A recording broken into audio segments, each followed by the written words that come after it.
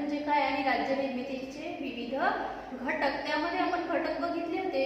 पहिला घटक बघितला होता लोकसंख्या, त्यानंतर राज्य निर्मितीचा दुसरा घटक बघितला होता तो म्हणजे भूप्रदेश, आणि तिसरा घटक बघितला होता तो म्हणजे सरकार किंवा शासन संस्था, आणि राज्य निर्मितीचा चौथा आणि महत्त्वाचा घटक बघितला होता तो म्हणजे सार्वभौमत्व. यानंतर आजच्या तासाला आपल्याला बघायचे विद्यार्थी मित्रांनो, राज्य आणि शासन संस्था किंवा सरकार यामध्ये कोणता मूलभूत फरक आहे ते आपल्याला आजच्या तासाला अभ्यासायचं आहे.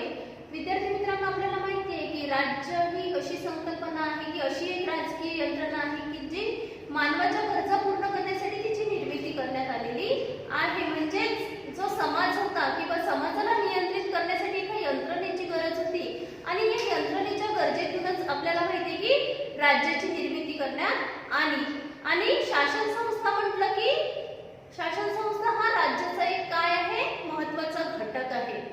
राज्य काय करत असतं, आपली जी कार्य आहे ती शासन संस्थेद्वारे पार पाडण्याचं काम करीत असतं. त्यामुळे शासन संस्था आपल्या 3 अंगांद्वारे कार्य करीत असतं, ते म्हणजे कायदे मंडळ, कार्यकारी मंडळ आणि न्याय मंडळ. या 3 मंडळांमार्फत शासन संस्था आपलं कार्य पार पाडते आणि राज्याला कुठेतरी नियंत्रित करण्याचं काम करतं. कारण आपल्याला माहिती आहे की कायद्यानेच व्यक्तीचा विकास होऊ शकतो किंवा नागरिक हे कायद्यालाच फक्त जुमानतात, बाकी गोष्टींना ते मानत नाही.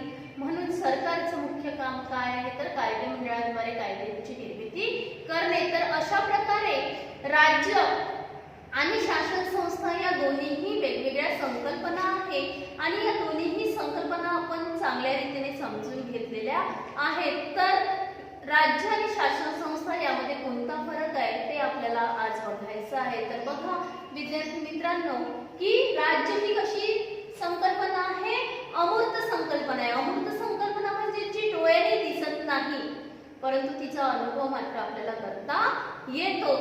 आणि मग शासन संस्था ही कशी संकल्पना आहे, मूर्त स्वरूपाची संकल्पना आहे. म्हणजेच राज्याचं मूर्त रूप म्हणजे काय आहे, शासन संस्था. म्हणजेच याचा अर्थ असा होतो की राज्य काय करतं, आपलं जे काही कार्य आहे ते शासन संस्थेद्वारे पार पाडण्याचा प्रयत्न करतं. म्हणजे आपले काही अधिकार ते शासन संस्थेला देत असतं. म्हणून पहिला फरक यामध्ये आहे तो लक्षात आलेला असेल की राज्य ही कशी संकल्पना आहे, अमूर्त, आणि शासन संस्था ही मूर्त स्वरूपाची संकल्पना आहे. मूर्त म्हणजे जे दिसू शकतं, ज्याचा अनुभव आपण करू शकतो. नंतर आहे दुसरा फरक, ते म्हणजे राज्याचे स्वरूप हे व्यापक आहे. व्यापक म्हणजे राज्य ही संकल्पना किंवा राज्य हे कसं आहे, व्यापक स्वरूपाचं आहे. म्हणजे त्याच्यामध्ये सर्वच घटकांचा समावेश होतो राज्यामध्ये. मग आपल्याला माहिती आहे लोकसंख्या आहे, शासन संस्था आहे, भूप्रदेश आहे किंवा सार्वभौमत्व. म्हणजे राज्य हे सर्वांसाठीच कार्य करीत असतं, समाजातील सर्व स्तरातील लोकांसाठी ते कार्य करतं. म्हणून राज्य ही कशी संकल्पना आहे, व्यापक स्वरूपाची आहे. तर शासन संस्था ही कशी, राज्याचा एक भाग आहे. म्हणजेच राज्याद्वारे कार्य करण्यासाठी निर्माण केलेली संस्था, त्याला आपण काय म्हणू, शासन संस्था. म्हणजे राज्य ही व्यापक स्वरूपाची संकल्पना आहे किंवा व्यापक आहे राज्याचं स्वरूप, तर शासन संस्था ही एक मर्यादित स्वरूपामध्ये असतं. राज्य म्हणेल, राज्याने अधिकार दिले तरच शासन आपलं कार्य पार पाडू शकतं. म्हणजे कुठेतरी त्याला मर्यादा आहे शासनाला. म्हणजे शासन हे कोणाच्या मर्जीवर अवलंबून असतं, लोकांच्या. आणि लोकांना समजा ते पटत नसेल तर ते केव्हाही शासनाला किंवा सरकारला पाडू शकतात. म्हणून शासन ही बदलणारी किंवा शासन हे बदलत असतं. आलं लक्षामध्ये. त्यानंतर आपल्याला तिसरा फरक बघायचा आहे, ते म्हणजे राज्य हे कायमस्वरूपी असतं. राज्य हे कसं आहे, कायमस्वरूपी आहे, त्याला कोणीही बदलू शकत नाही. तर शासन संस्था हे काय आहे, बदलणार. आपल्याला माहिती आहे दर 5 वर्षांनी सरकार हे बदलू शकतं. त्यांचा एक अजेंडा असतो आणि त्या अजेंड्याद्वारे ते कार्य करीत असतात. म्हणजेच राज्य हे कायमस्वरूपी आहे, तर सरकार हे कसं आहे, बदलणार आहे. नंतर चौथा फरक आपल्याला बघायचा आहे, ते म्हणजे राज्य हे व्यक्तिनिरपेक्ष असते, तसेच राजकीय दृष्ट्या ते तटस्थ असते. म्हणजे राज्य हे व्यक्तिनिरपेक्ष. व्यक्तिनिरपेक्ष म्हणजेच काय, व्यक्तीच्या विकासासाठी सतत झटत असतं. कोण, राज्य. म्हणूनच त्याला आपण काय म्हटलेलं आहे, व्यक्तिनिरपेक्ष असतं. म्हणजे कोणतीही अपेक्षा नाही, फक्त लोकांचा विकास हेच त्याचं एक महत्त्वाचं उद्दिष्ट असताना राज्य काय आहे? तटस्थ. तटस्थ म्हणजेच कायम. तर सरकार हे विचार प्रणालीवर आधारित असतं. विचार प्रणालीवर आधारित त्यांचं एक धोरण असतं आणि त्या धोरणानुसार सरकार काय करत असतं? कार्य करत असतं आणि धोरणाची अंमलबजावणी काम करण्याचं सुद्धा शासन संस्था कार्य करतं. आपल्याला माहिती आहे की त्या धोरणांची अंमलबजावणी बरोबर शासनाचं मुख्य काम कोणतं आहे? कायद्यांची निर्मिती करून त्या कायद्यांची काय करणे? अंमलबजावणी करणे. कारण कायदा फक्त निर्माण करून होणार नाही, तर जोपर्यंत तो प्रत्यक्षरित्या तो अंमलात येणार नाही तोपर्यंत त्या कायद्याला अर्थ उरत नसतं आणि त्या कायद्याची अंमलबजावणी करण्याचं काम कोणाचं आहे? मग सरकारचं किंवा शासन संस्थेचं. त्यानंतर पाचवा फरक बघायचा आपल्याला तो म्हणजे राज्य हे सार्वभौम असते. सार्वभौमत्व हा राज्याचा एक काय आहे? महत्त्वाचा घटक आहे. कारण सार्वभौमत्व असल्याशिवाय राज्य निर्माण होऊ शकत नाही. कारण एखादं राज्य अस्तित्वात यायचं असेल तर सार्वभौमत्व हा एक महत्त्वाचा घटक आहे. सार्वभौमत्वाचा अर्थ आपल्याला माहिती आहे की संपूर्णपणे स्वतंत्र. आणि स्वातंत्र्यापूर्वी भारत हे सार्वभौम नव्हते. कारण भारतासाठीचे निर्णय कुठेतरी ब्रिटिश सरकार घेत होतं. परंतु त्यानंतर मात्र काय झालेलं आहे? राज्य हे सार्वभौम. हा एक महत्त्वाचा फरक आपल्याला दिसतो. तसेच शासनाला राज्याकडून वेगवेगळे अधिकार प्राप्त होतात आणि शासनाला राज्याकडून अधिकार प्राप्त होतात म्हणजेच शासन हे राज्यावर अवलंबून आहे. राज्य म्हणेल तर शासन कार्य करेल आणि राज्याला वाटेल की ह्या सरकारने राहू नये तर त्याला पाय उतार सुद्धा इथे व्हावं लागेल. तर अशा प्रकारे विद्यार्थी मित्रांनो राज्य आणि शासन संस्था किंवा सरकार यामध्ये प्रामुख्याने आपल्याला फरक असल्याचा दिसून येतो. यानंतर विद्यार्थी मित्रांनो आपण या संपूर्ण राज्य या संपूर्ण प्रकरणामध्ये आपण राष्ट्र म्हणजे काय, राष्ट्राची वैशिष्ट्ये, राष्ट्रवाद म्हणजे काय आणि राष्ट्रवादाची वैशिष्ट्ये, त्यानंतर राष्ट्रवादाचे विविध प्रकार, त्यानंतर राज्य म्हणजे काय आणि राज्याचे विविध घटक हा भाग अभ्यासलेला आहे. तसेच राज्य आणि शासन संस्था किंवा सरकार यामध्ये कोणता फरक आहे हे सुद्धा आपण अभ्यासलेलं आहे. तर आपलं हे पहिलं प्रकरण आज इथे संपत आहे विद्यार्थी मित्रांनो. त्यानंतर आपल्याला या पहिल्या प्रकरणाचा स्वाध्याय थोडक्यामध्ये बघायचा आहे. तो बघा, त्यामध्ये आपल्याला इथे प्रश्नाचं स्वरूप दिलेलं आहे. त्या स्वाध्यायामध्ये बघा प्रश्न पहिला अ दिलेला आहे.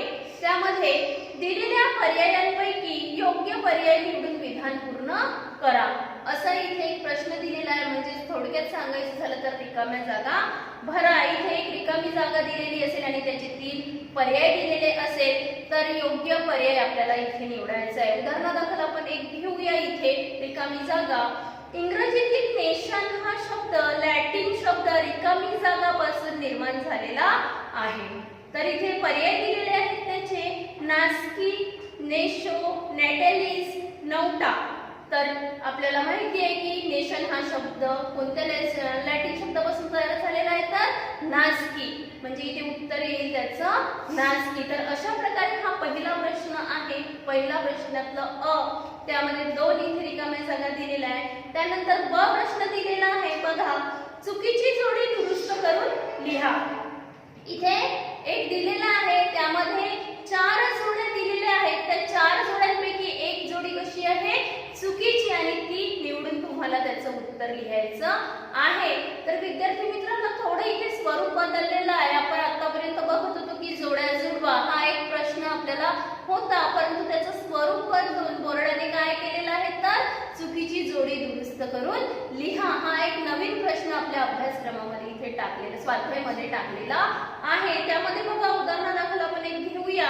त्यामध्ये एरिस्टॉटल जर्मन विचारवंत, नंतर आहे जो बोर्डिन फ्रेंच विचारवंत, नंतर तिसरा आहे वुड्रो विल्सन अमेरिकन विचारवंत आणि चौथा आहे हॅरल्ड लॉस्की ब्रिटिश विचारवंत.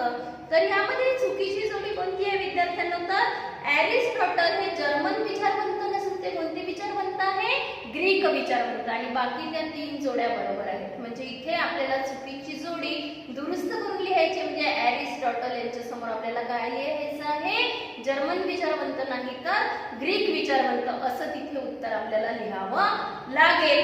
बघा त्यामध्ये प्रश्न पहिल्यामधलं क दिलेलं आहे. त्यामध्ये बघा दिलेल्या विधानांसाठी समर्पक संकल्पना लिहा. म्हणजे एक विधान दिलेलं राहील आणि त्याच्यासाठी तुम्हाला त्या विधानावर आधारित संकल्पना लिहायची आहे. उदाहरणादाखल घेऊया आपण. लोकांना देशाशी राजकीय पातळीवर एकनिष्ठ करणारी शक्ती म्हणजे काय? मग एका शब्दामध्ये आपल्याला काय सांगावं लागेल की लोकांना राजकीय पातळीवर एकनिष्ठ करणारी शक्ती म्हणजे काय आहे, राष्ट्रवाद. म्हणजेच राष्ट्रावरचं लोकांचं असणारं प्रेम अशी ही संकल्पना आहे आणि त्याचं उत्तर काय येईल, राष्ट्रवाद. आलं लक्षामध्ये. त्यानंतर बघा प्रश्न दुसरा. खालील विधाने चूक की बरोबर ते सकारण स्पष्ट करा.